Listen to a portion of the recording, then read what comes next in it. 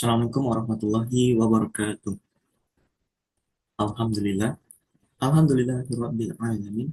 Wassalatu wassalamu ala asrofil anbiya'i wal mursalin wa ala alihi wa sahbihi ajma'in. Amma ba'du. Yang saya hormati Ibu Dian, Ibu Nyimas Dian selaku dosen pengampu akuntansi syariah.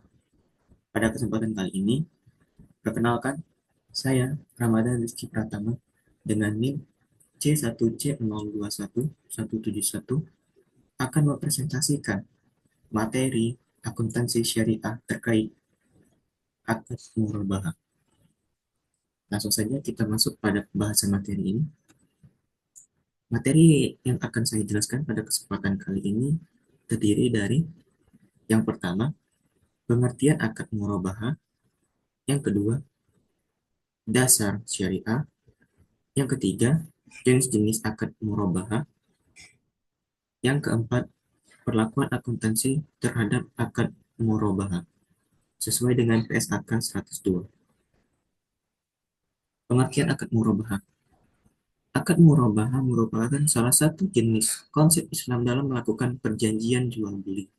Konsep ini telah banyak digunakan oleh bank-bank dan lembaga-lembaga keuangan Islam untuk membiayai modal kerja dan pembiayaan perdagangan para nasabahnya.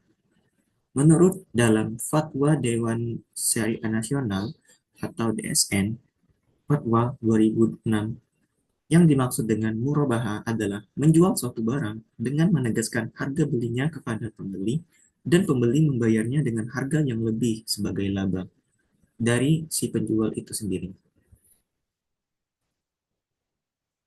Jenis-jenis akad murabaha. Jenis-jenis akad murabaha di sini terdiri dari beberapa jenis. Yang pertama, akad murabaha modal kerja. Akad murabaha modal kerja ini merupakan akad murabaha yang diperuntukkan untuk pembelian barang-barang yang akan digunakan sebagai modal kerja oleh suatu perusahaan. Yang kedua, murabaha investasi. Murabaha investasi sendiri adalah pembiayaan jangka menengah atau panjang yang tujuannya untuk pembelian barang modal yang diperlukan untuk rehabilitasi, perluasan perluasan kegiatan usaha, atau pembuatan proyek baru dalam usaha. Yang ketiga, murabaha konsumsi. Murabaha konsumsi merupakan pembiayaan perorangan untuk tujuan membisnis, termasuk pembiayaan pemilikan rumah, kepemilikan mobil, kepemilikan kendaraan bermotor, dan lain sebagainya. Yang keempat, akad murabaha al-ba'i naqdan wal murabaha muajjal. Akad murabaha ini di dalam perbankan, murabaha lazimnya dilakukan dengan cara pembayaran cicilan atau bid zaman ajal. Dasar-dasar syariah yang mengatur akad murabaha. Yang pertama, bersumber dari Al-Quran.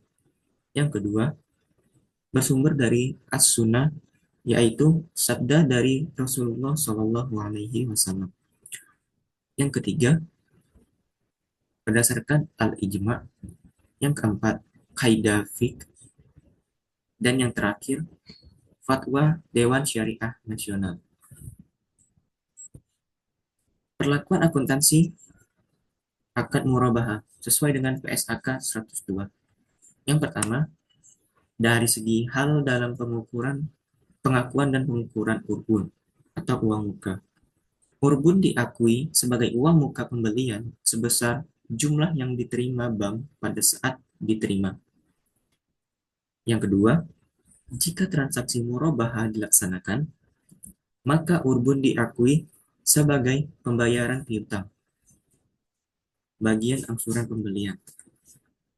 Yang ketiga, jika transaksi tidak dilaksanakan, maka urbun dikembalikan kepada nasabah setelah dikurangi dengan biaya yang telah dikeluarkan bank.